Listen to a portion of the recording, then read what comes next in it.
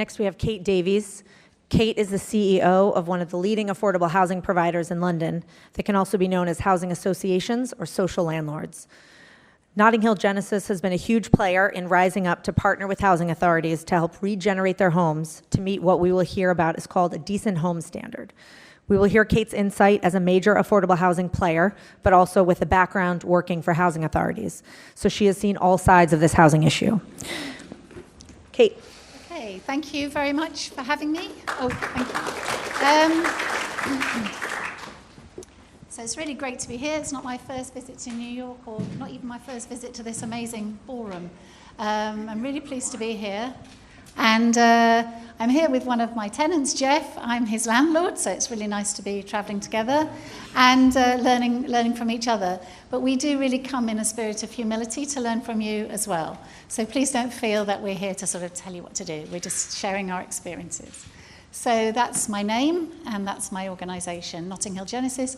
We were formed in the Notting Hill area and the Paddington areas of London, which used to be very impoverished areas of beaten down communities and beaten down housing. Now they're both very valuable and fashionable areas. You may even have seen our film with Hugh Grant in it, yeah?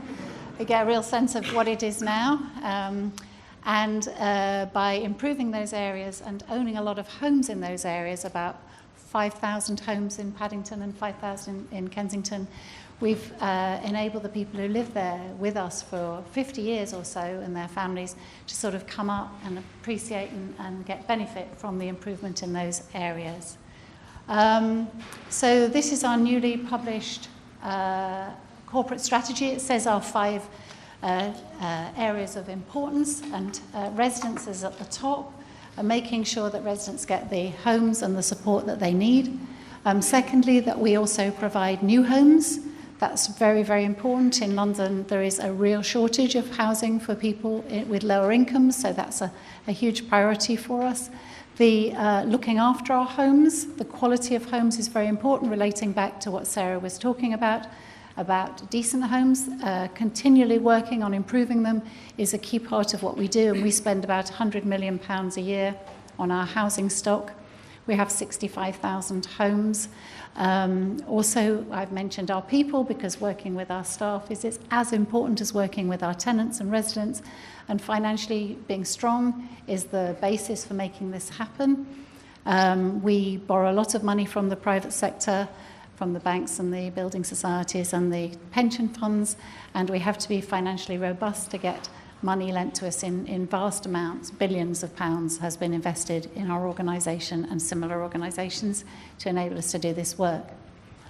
So what we're doing at the moment, the most important thing, as well as building homes, we manage homes, and then there is the regeneration, which I'll mainly talk about. But I just wanted to mention what we're doing around housing management, because the way that homes are managed is really important to people's quality of life. If you're going down to the housing office or you're on the phone every week trying to get repairs done, that can be very frustrating and annoying. So what we've really tried to do is look again at what's called housing management and maintenance and say, why are we doing this for people in this old-fashioned way? The model that we have in the UK was designed in the 1930s, and we're still more or less doing it. So we decided to try to use digital. Now, as a company that's American called Amazon, and I know that you sometimes would get a hiss, even in England, when you say the name Amazon, and the reason being perhaps they don't pay the tax that they should. But one thing that's really good about Amazon is you can get what you want when you need it, and it's delivered the next day. And that was our model for repairs and other services that tenants want, that they should be able to sort of order it now and get it within a very short period of time. And we've been able to use new technology to do this. We now have, and it's about to be launched very fully in our organisation, it's been piloted for a while.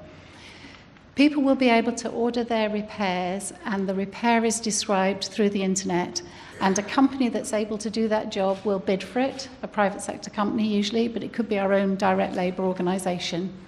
We will choose the cheapest, they will come and usually do it within 24 hours. As soon as the tenant is happy with that, they indicate it on their phone, and the money is released to pay the contractor. The small contractors are loving this because they are getting paid quickly. They're having all their receipting and all their business management done by the app. It's getting very high degrees of satisfaction, and it's a complete change from people badgering us for repairs. Now they organise their own repairs. The other thing is we are digitizing so people can pay their rents, can check their rent statements, and all aspects of getting services from us are going digital. This is combined with having local support for people.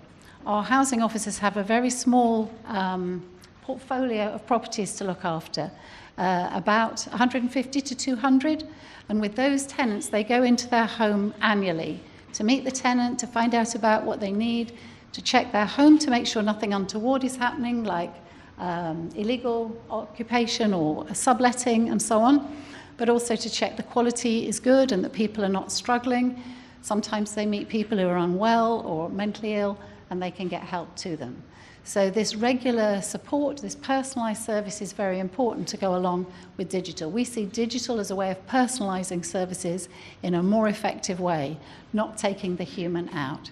So modern methods of management have been very important for us.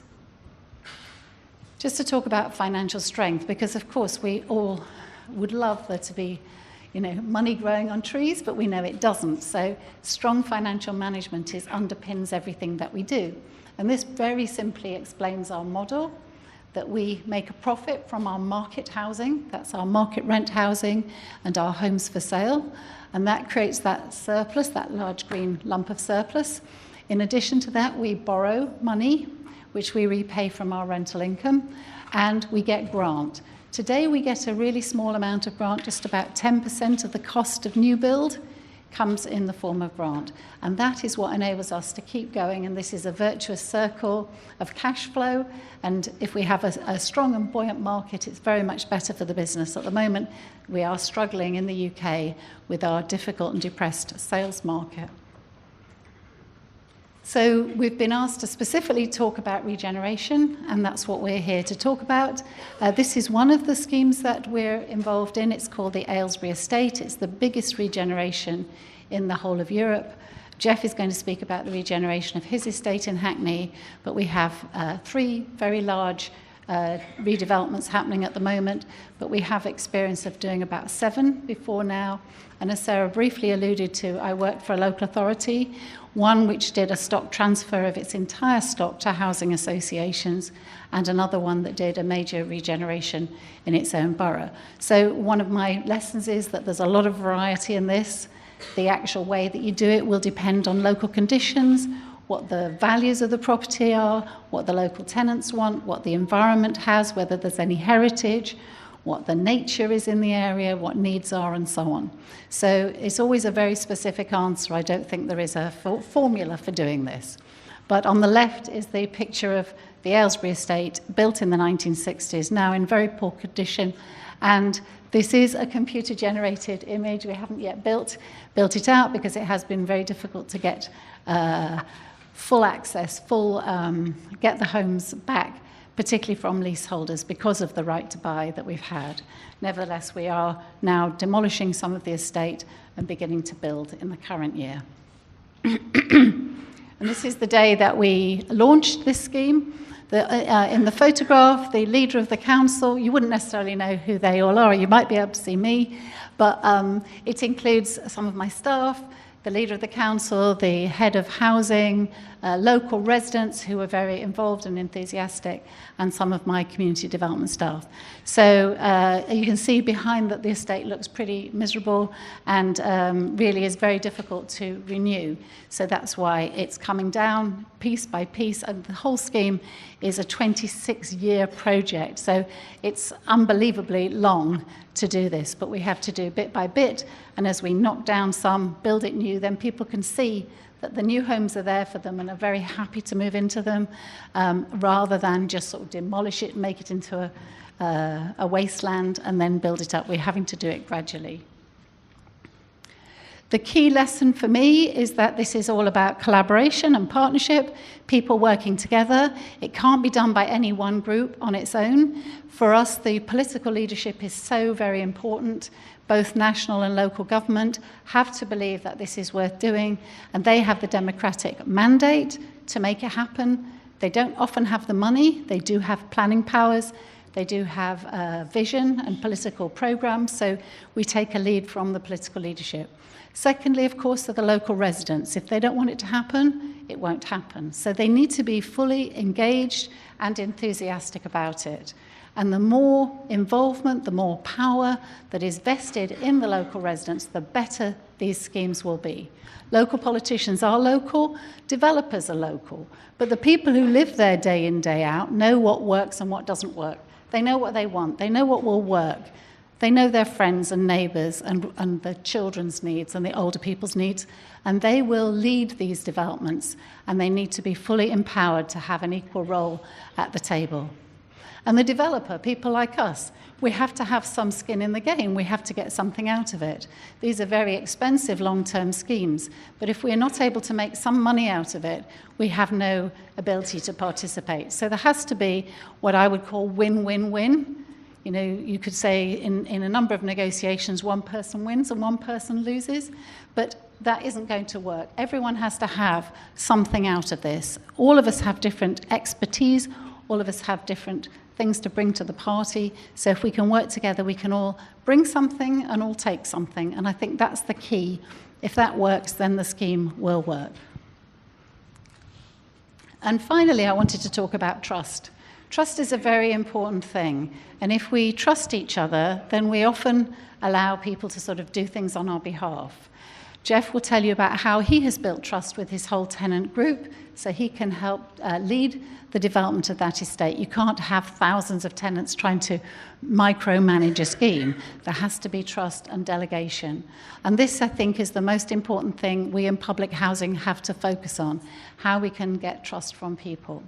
My experience has simply been, firstly, that you have to get the services right, because if you're not reliable and you promise things that you can't deliver, whether that's a clean bin store or whether that's a transfer to new housing, if you don't deliver that well, you don't start to build trust. That's why we have that local offer of people getting to know their tenants, so you can build trust. And you have to deliver again and again in order to build up that trust. So I said, you know, if you tell the truth to people, even if it's not good news, even if it's difficult to achieve what people want, or even if it's impossible, you need to tell them about the costs of things and what are the options that you're weighing up, what you can do and what you can't do.